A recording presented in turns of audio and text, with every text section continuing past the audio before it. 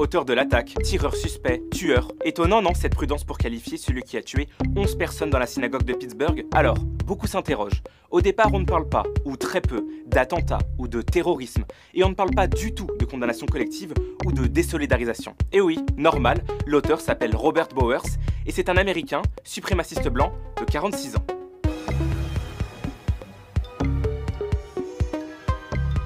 Okay, you're good to go.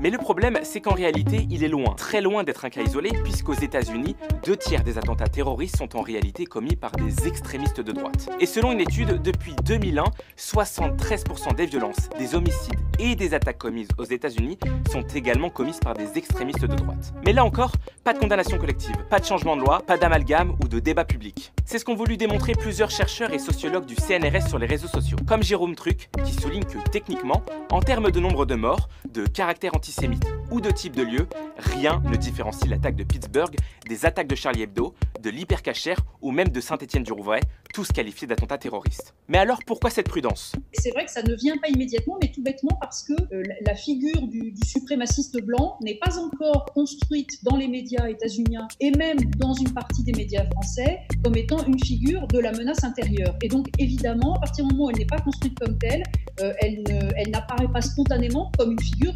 potentiellement actrice du terrorisme, d'un acte terroriste. Voilà.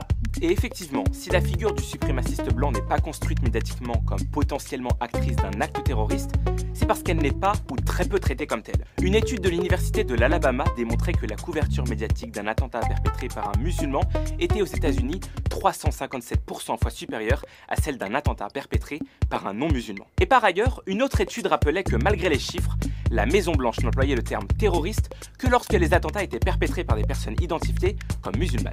Donc évidemment, à partir du moment où le pouvoir politique états-unien ignore les chiffres et déploie une rhétorique qui de toute façon est quand même une rhétorique, je dirais, elle est peut-être pas suprémaciste, mais en tout cas elle prône effectivement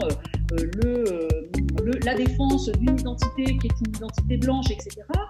Du coup, les actes qui s'apparentent ou qui relèveraient ou qui en tout cas traduisent en violence ce type de rhétorique ne sont évidemment pas qualifiés comme tels. Alors évidemment, tous les médias n'alimentent pas ce traitement différencié en fonction de la religion supposée de l'auteur. Je me pose la question et je me dis effectivement, on n'emploie pas le mot terroriste dans ces cas-là, dans les grands médias audiovisuels, etc. Et je pense que c'est une erreur fondamentale parce que ça associe dans l'esprit des gens le mot terroriste une seule catégorie d'attentats.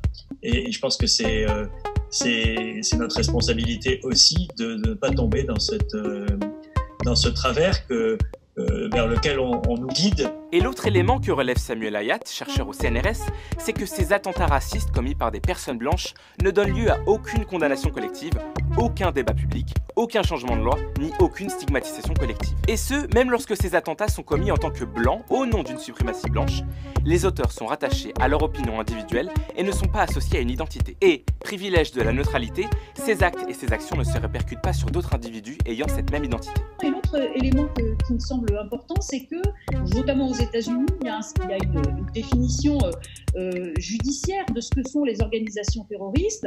Elles sont listées et donc évidemment les suprémacistes notamment n'appartiennent pas, enfin ne sont pas répertoriés comme relevant d'organisations terroristes. Raison pour laquelle certains journalistes refusent au départ de qualifier de terroristes ces actes qui ne sont pas, aux États-Unis, légalement considérés comme des actes terroristes. Seulement, en réalité, si l'identité de l'auteur de cette attaque était différente, est-ce qu'on aurait mis en doute ses motivations terroristes?